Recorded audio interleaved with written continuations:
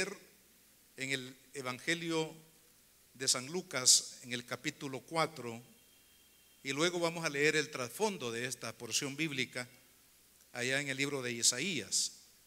Lucas capítulo 4, versículo 18 dice: el Espíritu del Señor está sobre mí, por cuanto me ha ungido para dar buenas nuevas a los pobres, me ha enviado a sanar a los quebrantados de corazón, a pregonar libertad a los cautivos y vista a los ciegos, a poner en libertad a los oprimidos, a predicar el año agradable del Señor. Estas palabras que Jesús leyó en la sinagoga de Nazaret y que luego de leerlas dijo: hoy se ha cumplido esta palabra delante de ustedes. Lo que estaba diciendo, en otras palabras, el Señor es que el Mesías, del cual estaba prometido a través de los profetas y las profecías del Antiguo Testamento, había llegado. El Mesías había llegado y ahí se estaba cumpliendo esta profecía delante de todos los que estaban reunidos allí en esa sinagoga. 700 años antes, que fue más o menos la época en que el profeta Isaías profetizó a Israel y profetizó a las naciones, se había declarado esa misma palabra que Jesús cita en la sinagoga de Nazaret. Y les leo porque la profecía es más amplia que lo que Jesús cita en el capítulo 4 de Lucas.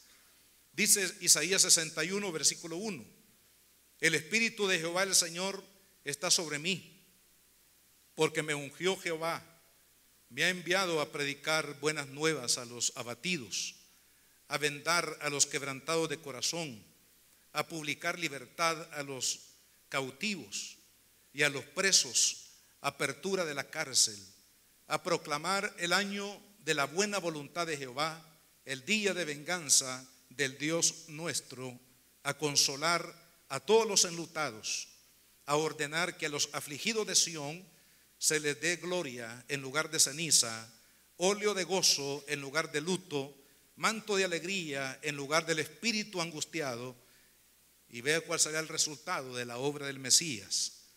Dice: y serán llamados árboles de justicia, plantío de Jehová, para gloria suya. Quiero hablarles esta mañana bajo el tema sanidad para el corazón quebrantado. Hay una conexión entre las palabras que Jesús cita en el momento de darse a conocer a su pueblo Israel como el Mesías, el enviado de Dios, y la profecía que Isaías ya había proclamado 700 años antes, hablando precisamente de cuál sería la obra del Mesías. Amados hermanos, aquí prácticamente, fíjense, si deletreamos cuáles son las características de la misión del Mesías: a predicar buena nueva a los abatidos, a vendar a los quebrantados de corazón, a publicar libertad al cautivo y al preso, apertura de la cárcel, a proclamar la buena voluntad de Jehová, a proclamar el día de venganza del Dios nuestro, a consolar a los enlutados, a ordenar que a los afligidos de Sión se les dé gloria en vez de ceniza, a ordenar que a los afligidos de Sión se les dé óleo de gozo en lugar de luto, a ordenar que a los afligidos de Sión se les dé manto de alegría en lugar de espíritu angustiado. Todo esto habla, hermanos, en detalle de la obra del Mesías. Y si usted ve en el Nuevo Testamento, el ministerio de Cristo estuvo enfocado precisamente en predicar la buena nueva de salvación de Cristo Jesús, a través de Cristo Jesús, para salvación del pecador. El ministerio de Cristo estuvo rodeado, hermanos, de sanar a los enfermos, no solamente la sanidad física, sino también la sanidad del alma. El Señor estuvo también en mucho tiempo en su ministerio, hermanos, ministrando a aquellos que estaban cautivos por espíritus de demonios, situaciones que la gente, hermanos, tenía tan profundas, cadenas tan profundas en su vida, como el caso del Gadareno, que nadie podía hacer absolutamente nada por él. Sin embargo, Cristo Jesús, hermanos, vino para salvar, vino para sanar y vino para liberar. Y toda esa obra que la podemos resumir en esas tres declaraciones: salvación, libertad y sanidad, hablan, hermanos, de la múltiple obra que el Señor Jesucristo, hermanos, hizo. ¿Por qué razón? Porque el propósito de Jesús era precisamente, hermanos, traer la bendición de Dios a toda la humanidad. Ahora, notemos que ¿por qué lo hizo en Nazaret? Es una pregunta importante. ¿Por qué Jesús lo hizo en la sinagoga de Nazaret? Ustedes recuerdan que Nazaret era el lugar donde Jesús había crecido. Todos los amigos de infancia de Cristo con los que él había jugado en su infancia estaban allí, estaban en Nazaret. Y el Señor, aun cuando él estaba en otro lugar, dice la palabra que vino a Nazaret, a la sinagoga, para leer esta porción de la palabra y para declarar prácticamente que la obra del Mesías se había ya iniciado en su persona a partir de ese momento, como lo habían declarado los profetas. Hermano, ¿por qué Nazaret? Porque Nazaret fue el lugar donde Jesús fue rechazado. Nazaret fue el lugar donde la incredulidad, hermano, cegó toda oportunidad para recibir la bendición de Dios a través del Mesías, a través de Jesús.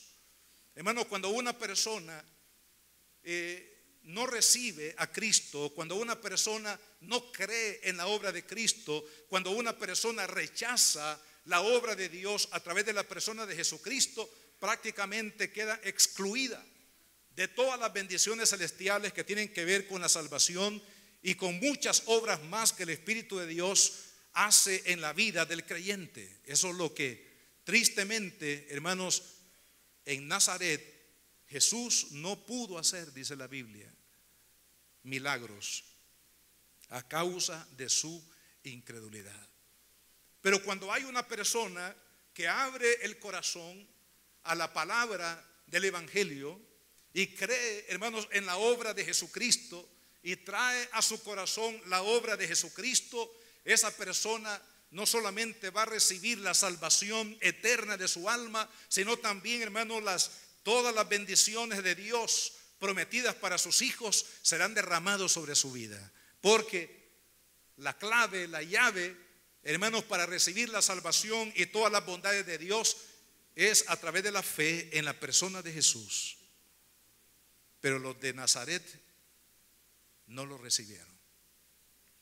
Es interesante que la palabra que menciona aquí el profeta Isaías, la palabra quebrantados de corazón, y especialmente la palabra quebrantados en la etimología es muy interesante, porque dice, esta palabra quebrantado del griego significa aplastar, significa romper en trozos pequeños, debilitar, es sinónimo de destrozar y de afligir.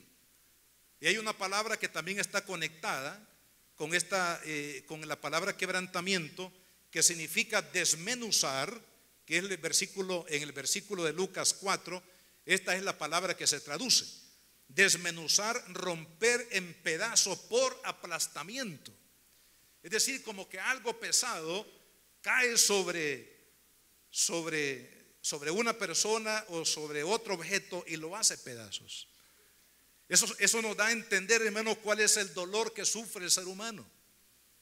Nos da a entender que hay profundidades en el corazón del hombre que no es posible a través de la ciencia médica o a través de la psicología o la psiquiatría o cualquier otra disciplina que trate de ayudar a una persona, hermanos, a salir de un dolor tan profundo.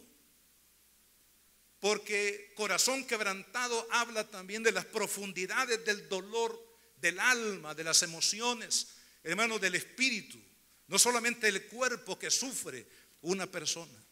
Y precisamente Jesús vino para ello. Jesús vino para restaurar, hermano, el corazón quebrantado. Jesús vino para hacer nuevas todas las cosas. Jesús vino para suplir toda necesidad, por muy grande, muy profunda que sea en el corazón de una persona. Mi Cristo es suficiente para suplir toda necesidad. Pero aquel que cree a esta palabra, aquel que recibe esta palabra, aquel que cree en la obra del Hijo de Dios, es el que será beneficiado de todas estas bendiciones que nosotros tenemos en Dios. Ahora quiero que nos preguntemos por un momento, ¿qué es lo que quebranta mi corazón? ¿Qué es lo que quebranta su corazón? ¿Qué es lo que está quebrantando su corazón? De manera general, hermanos, lo que quebranta el corazón es el pecado. Porque el pecado significa que uno está viviendo fuera de la voluntad de Dios. Dios nos creó y también nos creó con un propósito. Y cuando no estamos cumpliendo ese propósito, es porque estamos caminando en pecado. Es decir, el dominio del pecado está en nosotros, porque no olvidemos que la palabra pecado en el original significa errar el blanco. Es decir, estar viviendo mi vida, buscando mi felicidad, buscando vivir en paz, buscando vivir en progreso y en éxito, pero a mi modo y no al modo de Dios. Y ninguna persona puede alcanzar la paz, no puede alcanzar el gozo, la realidad, la realización personal. No puede alcanzar la plenitud de la vida si está viviendo errando el blanco. Es decir, viviendo a espaldas de Dios, desechando la palabra de Dios en su vida y haciendo su propia voluntad. Hermanos, no se puede tener paz ni gozo cuando una persona vive cautiva en el pecado. Porque la ley de Dios dice, y esto lo cita Pablo en Romanos 6:23, dice que la paga del pecado es muerte. Quiere decir de que no podemos esperar gozo, victoria, paz, bienestar, prosperidad y verdadero éxito cuando no estamos viviendo, hermanos, una vida en línea, alineados con Dios. Porque vivir en pecado es vivir errando el blanco de la voluntad de Dios para nuestras vidas. Y el problema que hay en el mundo hoy en día, hermanos, ahí es donde a veces yo hago esta reflexión y dice, bueno, el mundo habla de la famosa teoría de la evolución. Para muchos esa es la forma de explicar todo lo que sucede en el mundo y todo lo que sucede en el universo. Pero parece, hermanos, que la conducta del hombre, lejos de ir cambiando para bien, va cambiando para mal. Entonces es ahí donde yo reflexiono y digo, la verdad es que la teoría de la evolución es una falacia. Porque el hombre, en vez de progresar hacia adelante, progresa hacia atrás. Si no veamos, hermanos, los problemas tan graves que hay en este tiempo moderno, en este tiempo de la ciencia, en este tiempo, hermanos, del progreso. Vemos, hermanos, que hay miles y millones de personas que son esclavos de problemas que no pueden superar y que no pueden salir adelante porque el pecado mismo, dice la Biblia, que produce muerte. Cuando una persona está cautiva en el pecado, cuando es esclavo, como dijo Cristo, del pecado, no puede progresar. Al contrario, la Biblia dice que tarde o temprano va a experimentar el poder de la muerte sobre su propia vida y se va a dar cuenta que está viviendo muerto. Pero sabe que esta es la obra maravillosa de Cristo. Cristo Jesús, hermanos, venció el poder del pecado en nuestra vida a través de su obra en la cruz del Calvario. Esta es la gran noticia del cielo para la humanidad, que si el pecado trae dolor, trae angustia, trae fracaso, trae muerte, y que una persona no puede vivir en paz ni en felicidad cuando es esclavo del pecado, la buena noticia es que el Hijo de Dios apareció para deshacer las obras del diablo, para deshacer, hermano, la esclavitud del pecado. Por eso Cristo declaró que si el Hijo os libertare, seréis verdaderamente libres. ¿Y qué es lo que nos dice el profeta Isaías? Precisamente hablando de esa victoria de Cristo, hermanos, sobre el pecado. En el capítulo 53 de la profecía de Isaías dice: despreciado, desechado entre los hombres, varón de dolores, experimentado en quebranto, y como que escondimos de él el rostro, fue menospreciado, ni no lo estimamos. Ciertamente llevó él nuestras enfermedades, sufrió nuestros dolores, y nosotros le tuvimos por azotado, por herido de Dios y abatido. Mas él herido fue por nuestras rebeliones, molido por nuestros pecados, el castigo de nuestra paz. Oiga bien, para que usted ahora pueda tener paz, para que usted ahora pueda conquistar la paz en su corazón, dice que Jesús, sobre él fue cargado el precio de su paz y de mi paz. Quiere decir que cuando el Señor Jesucristo, hermanos, murió en la cruz del Calvario y resucitó entre los muertos, Él le dio solución al problema del pecado. Si el pecado abate, si el pecado aflige, si el pecado destruye, si el pecado trae muerte, el Hijo de Dios trae vida, el Hijo de Dios trae perdón, el Hijo de Dios trae esperanza, el Hijo de Dios trae victoria, el Hijo de Dios trae vida eterna, hermano. Porque a través de su muerte en la cruz del Calvario, el Señor prácticamente, hermanos, le dio un golpe mortal a la esclavitud del pecado en nuestra vida. De tal manera que cuando una persona es quebrantada por el pecado mismo, como consecuencia en su vida, en su familia o en su entorno, hermanos, Cristo sigue siendo la respuesta para el pecado. No hay, dice el apóstol, otro nombre debajo del cielo dado a los hombres en quien podamos ser salvos, solamente en el nombre de Jesús. No hay, hermano, no hay ídolo, no hay líder religioso, no hay religión, no hay denominación, no hay iglesia de cualquier, hermanos, nombre que sea, que pueda sustituir la obra que únicamente Cristo Jesús puede hacer, hermano, porque Él murió en la cruz del Calvario, porque Él entregó su vida por cada uno de nosotros. Todo aquel que pone su esperanza en Cristo Jesús, el Señor lo va a sanar el quebranto de su corazón a causa de su pecado. Cristo lo puede sanar.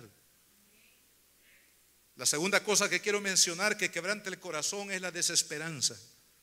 La palabra desesperanza significa lo contrario a la esperanza. La esperanza en el original significa una espera favorable y confiada. Tiene que ver con lo invisible, con lo futuro. Es la feliz anticipación del bien que esperamos de parte de Dios en nuestra vida. Esperanza significa que nos irá bien.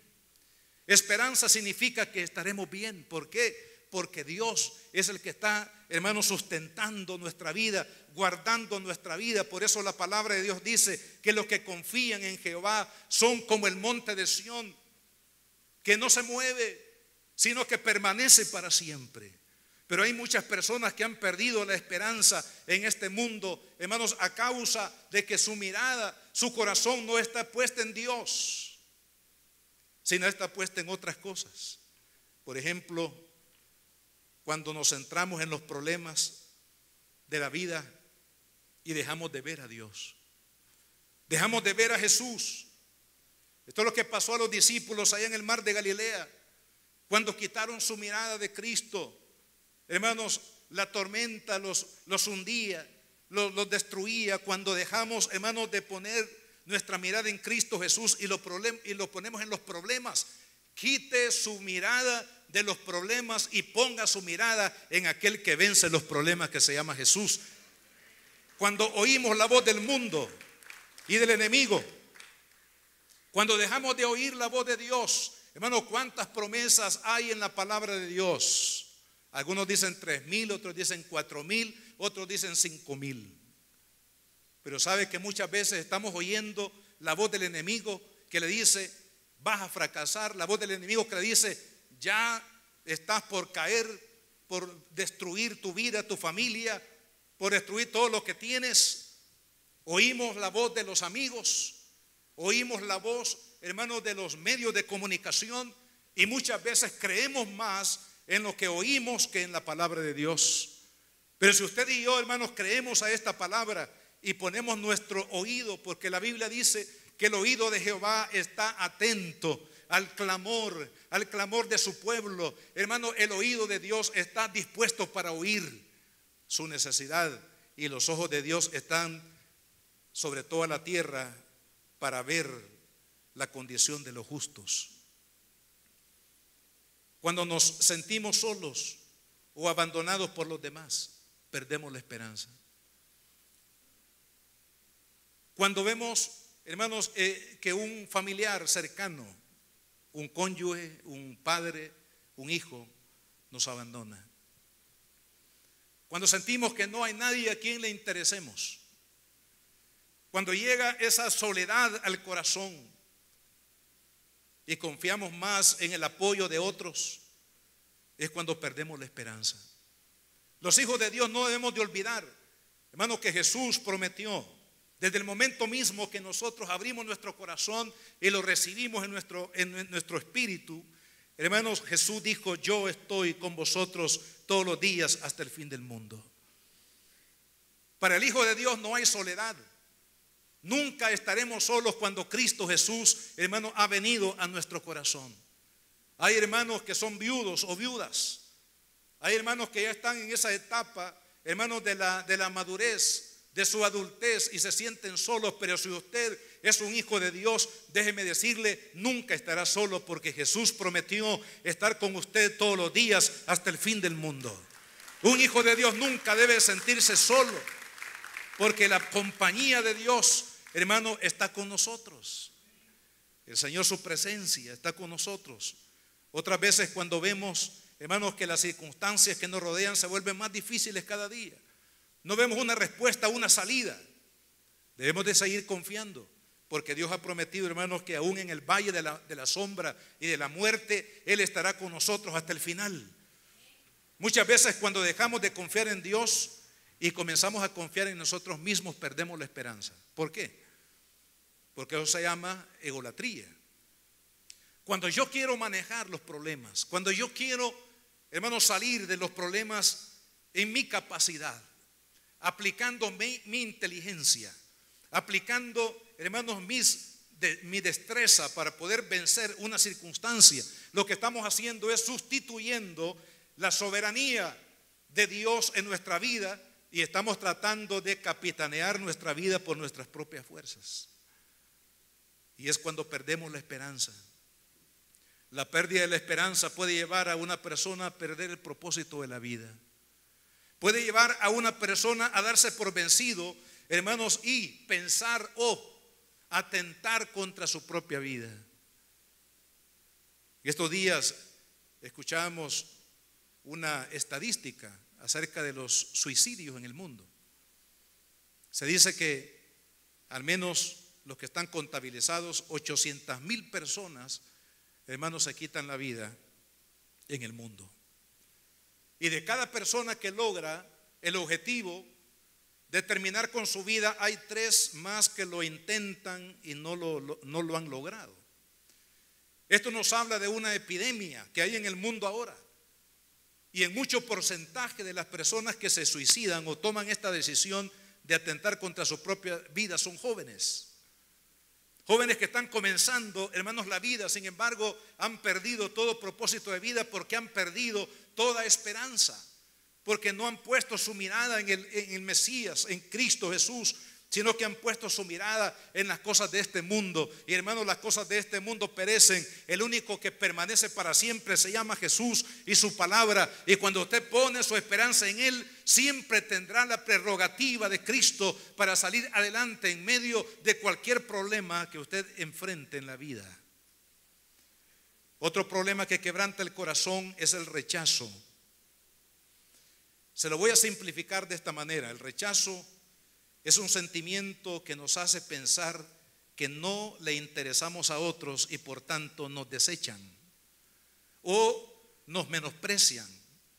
Generalmente este sentimiento de rechazo, esta experiencia, hermanos, se dice que fue sembrada ahí en el corazón de la persona cuando era un infante, cuando era un niño, en su tiempo de infancia. Cuando hubo un maltrato, cuando hubo una violación de tipo sexual, cuando hubo violencia contra los niños en el hogar, cuando hubo un abandono de parte de los progenitores, en esa etapa temprana de la vida es que se genera el rechazo en el corazón de una persona. Una persona que tiene este problema, este dolor que se llama rechazo en su vida, hermanos, no puede definitivamente en ningún ambiente ser feliz. Está en la casa y sienten que su familia lo rechaza, que no valen nada, que no tienen valor para su familia. Si están en el trabajo, se sienten amenazados porque sienten que ninguna de las personas que les rodea realmente les interesa. Se siente en un ambiente de rechazo totalmente en cualquier ámbito que sea. ¿Sabe que el Señor Jesucristo, hermanos, padeció el rechazo? Lo acabamos de leer aquí en la palabra de Dios en el capítulo 53 de la profecía de Isaías. Dice que fue despreciado y desechado entre los hombres. El mismo pueblo al cual el Señor había venido primero, dice la Biblia, a los suyos vino y los suyos no lo recibieron. Es decir, lo rechazaron. Los primeros perseguidores de Cristo, de su palabra, de su plan, de su llamado, hermanos, a la salvación, fueron precisamente su propia familia, fue su propio pueblo. Sabe que algunos, incluso familiares de Jesús, no creyeron en Él sino hasta la resurrección. Quiere decir que durante todo ese tiempo que Jesús ministró la palabra, hizo milagros, hermano, e hizo tantas proezas en medio del pueblo, la gente no creyó, su misma familia no creyeron en Jesús. Y fue rechazado al grado que fue menospreciado, que fue considerado como lo peor de la sociedad y fue llevado a lo que se conocía como el basurero, hermanos, de Jerusalén, porque el monte Calvario estaba fuera de Jerusalén. Es decir, el lugar donde se pone lo desechable, el lugar donde se envía lo que no sirve o lo que el hombre cree que no sirve. Cristo sufrió, hermanos, el rechazo con el propósito de entender, de comprender a toda persona que se siente marginada, a toda persona que tiene ese vacío en su corazón, que cree que nadie lo ama, que cree que todos los han abandonado, que cree que va a morir en ese abandono. Quiero decirle que Cristo lo entiende, Cristo te comprende, porque Él mismo sufrió el rechazo. Y la Biblia dice que aun cuando nuestro padre y nuestra madre nos dejaren, con todo el Señor nos va a recoger. Es decir, si Cristo, amado hermano, si Cristo sufrió el rechazo por los suyos, Él es capaz de poder llenar tu corazón. Él es capaz de poder darle propósito a tu vida si lo has perdido o si nunca has tenido propósito por el cual vivir. Jesucristo es el restaurador, el sanador de toda persona que se siente marginada y rechazada. Tenemos que acudir a Cristo. Todos los enlutados, dice la palabra, todos aquellos que han sido rechazados y golpeados, aplastados por los problemas de la vida, tienen esperanza en Dios a través de Jesucristo, el Hijo de Dios. El cuarto problema que quiero mencionar es el luto o el duelo. Porque aquí lo menciona la palabra de Dios. El luto en el contexto original significa lamentarse, condolerse, dolor por la muerte de un ser amado, lamentación, canto de tristeza. Está asociado con una palabra que también significa golpearse a sí mismo, golpearse el pecho como evidencia de dolor y de lamento. Por eso es que la pérdida de un ser querido es un dolor tan profundo, hermano. Cuando somos invitados a predicar en un funeral o predicar en una noche que la familia está velando a un ser querido, yo siempre le digo al Señor, al Espíritu de Dios: Espíritu Santo, ayúdame para que la palabra que yo pueda compartir, no mi palabra, sino tu palabra, pueda traer algún alivio, alguna fortaleza a la familia doliente.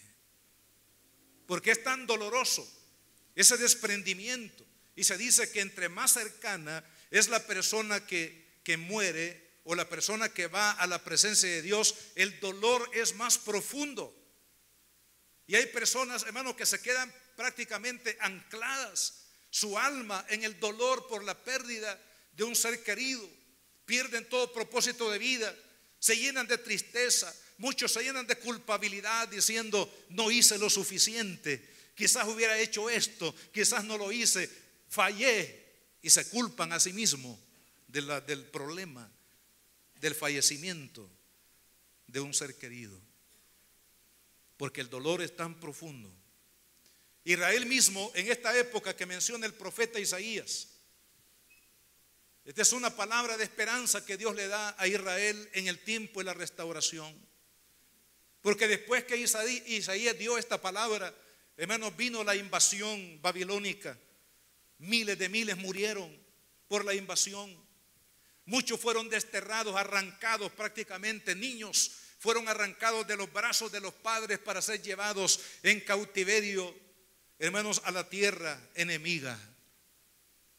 Muchos niños, el caso de Daniel y de sus amigos que menciona su profecía, el libro de Daniel, se cree que eran huérfanos, que no tenían padres porque habían sido llevados precisamente en el cautiverio siendo unos jovencitos a ese lugar donde perdieron su identidad, donde perdieron su familia, perdieron todo el contexto de su lugar de habitación. Dolor. Hay verdades en la palabra de Dios que nos consuelan. Si hay aquí alguna familia que todavía sufre el duelo, todavía sufre el dolor de un ser querido que se ha ido de su presencia, estas son las verdades que encontramos en el Cristo que nos consuela, en el Cristo que nos fortalece y nos sana de nuestro dolor. Primero, que Jesús está con nosotros en nuestro dolor. Qué maravilloso saber que Cristo está con nosotros en nuestro dolor. En aquel que ha perdido un ser querido, le digo en esta mañana, en el nombre de Jesús, si usted ha hecho a Cristo el Señor de su vida, Él está con usted. Cuando Jesús fue llamado por la familia de Lázaro, el Señor llegó. Y en una de las pocas ocasiones que la Biblia menciona, dice, cuando Jesús estaba al frente de la tumba y veía las lágrimas de sus hermanas, de las hermanas de Lázaro, y oía el gemido y el dolor de aquellos que endechaban en aquel momento de luto, de duelo, dice la palabra que Jesús también lloró. ¿Por qué lloró Jesús? Porque Jesús se identifica con nuestro dolor. No hay dolor que el ser humano padezca o sufra que mi Cristo no lo entienda, porque la Biblia dice que fue tentado en todo. Cristo fue probado en todas las debilidades de un ser humano. Por eso, hermanos, el gran milagro del Cristo, del Dios hecho hombre. ¿Por qué se hizo hombre? Se hizo hombre para entender las miserias humanas, para entender las debilidades humanas, para entender, hermano, lo frágil que el hombre es, con el propósito de salvarlo, de redimirlo, de completarlo, de perfeccionarlo a través de su obra maravillosa. De tal manera que cuando Jesús llora allí, hermanos, es porque Él está sintiendo el dolor, está presente en el dolor. Y lo que yo le digo a los hermanos cuando estamos en un momento difícil para una familia: Jesús está presente en tu dolor. Jesús está allí, no te ha dejado, no te ha desamparado. En la historia de los lutos en Israel se cuenta algo bien curioso, es los endechadores. Los endechadores eran personas que apoyaban a los que estaban de duelo para expresar el dolor. Y es interesante porque estas personas tenían que empatizar tenían que entender el dolor de la persona y llorar con ellos. No era una película, no era algo, hermano, superficial, sino que eran personas que se identificaban con el dolor de la persona y lloraban con ellos su dolor. Y eso es lo que ha hecho Cristo Jesús, amado hermano. Él está con nosotros en nuestro dolor, no lo dude. La otra verdad es que morir en Cristo, cuando una persona muere con esperanza puesta en Cristo y en su salvación, dice la Biblia que es ganancia. ¿Por qué cuando un cristiano muere ganancia? Primer ganancia, porque somos liberados de este cuerpo de muerte, dijo Pablo. Segunda ganancia, porque el alma y el espíritu de un cristiano, hermanos, que muere, va a la presencia misma de Dios. Por otro lado, otra verdad es que, hermanos, los que nos hemos entregado a Cristo, tenemos promesas de la eternidad. Jesús dijo: yo tengo una casa para ustedes. Me voy, pero voy a prepararles una casa. Bienaventurados aquellos que aquí en la tierra no tuvimos casa. Tenemos una casa en el cielo, donde dice la Biblia que el orín no lo corrompe, ni la polilla lo destruye. Dios ha preparado, hermanos, un galardón en el cielo. Dios le va a usted a coronar en el cielo. Dios lo va a exaltar a usted por su fe en Él aquí en la tierra, hermanos, en el cielo. Hay muchas bendiciones y creo yo, las más grandes, hermanos, prometidas por Dios a la iglesia, que nunca las vamos a poder disfrutar aquí, las vamos a disfrutar en el cielo, hermano. Muchas veces estamos tan aferrados a las cosas materiales y creemos, hermanos, que tener una buena casa, un buen carro, un buen trabajo, una buena familia, lo es todo en la vida del hombre. Pero eso es nada más, hermanos, las añadiduras de Dios. Dios tiene cosas maravillosas para usted y para mí, pero las tiene reservadas en el cielo. Hermano, hay promesa en el cielo para usted. Hay victoria de parte de Cristo, hermanos, a través de sus promesas. Otra verdad es que un día, hermanos, cuando vayamos a la presencia de Dios, nos vamos a encontrar con nuestros seres queridos. ¿Se acuerdan cuando David dice: Señor, ¿por qué no sanaste a mi hijo? ¿Por qué no lo? Y el niño murió. El Espíritu le hizo entender para sanar a David de ese dolor tan profundo que había en su corazón. El Espíritu Santo le hizo entender esta verdad. Él dice: ¿por qué voy a llorar? ¿Por qué voy a estar de luto cuando he entendido que yo no puedo hacer que mi hijo regrese a mí, pero sí puedo ir a donde él está? Amén. Muchas veces quisiéramos que nuestros enfermos sean sanados, y Dios lo puede hacer y lo hace. Muchas veces quisiéramos que nuestros seres queridos, el Señor los resucite para que estén con nosotros, pero no siempre es así la voluntad de Dios. Pero, amado hermano, cuando usted entiende también esa verdad del Espíritu, no podemos hacer que nuestros seres queridos vengan, no podemos hacer que nuestros seres queridos estén todo el tiempo con nosotros, el tiempo que nosotros quisiéramos. Pero sí es una verdad, amado hermano, que iremos a donde ellos están. Gloria al Señor. Ahí usted va a darle ese abrazo eterno a ese padre, ese abuelo, ese hijo, ese cónyuge que ya está en la presencia de Dios allá en el cielo. Amados hermanos, el Señor nos va a reunir a todos. Yo he tenido el privilegio que por lo menos en 2 ocasiones yo he soñado con mis padres. Mis padres murieron hace unos 9 o 10 años atrás, en un intervalo de 6 meses cada uno. Fue doloroso esa partida para ese tiempo tan difícil, pero después de ese suceso de la muerte de mis padres, por lo menos en 2 ocasiones he soñado con ellos. En uno de ellos soñé que ellos estaban con mi tía Lidia, o sea, la tía que nos trajo, nos testificó a Cristo y nos trajo al Señor, que estaban allá en un lugar precioso, y con una sonrisa en sus labios y un sentimiento de paz. Y yo entendí que es el lugar donde ellos están con el Señor. En otra ocasión los soñé solamente a ellos dos. Soñé que ellos estaban hablando, no sé si ellos me estaban hablando a mí, pero lo que yo pude percibir es de que había en ellos una plenitud de gozo, que yo decía, algún día yo ese gozo también lo voy a disfrutar en mi corazón. Hermanos, la muerte de un cristiano no es para derrota, sino para victoria. La muerte de un cristiano, dijo Pablo, es ganancia. Ganancia porque hay cosas gloriosas que nos esperan, hermanos, que no están en el plano terrenal, no están en el plano humano, sino en el plano divino. Cuando el Señor venga, hermanos, a reinar con su iglesia a la tierra, va a suceder algo maravilloso. Todos los que mueren en Cristo van a la presencia de Dios, ¿verdad? Porque dice la Biblia, ausentes del cuerpo es estar presentes para con Dios. O sea, el alma y el espíritu van a Dios cuando una persona muere.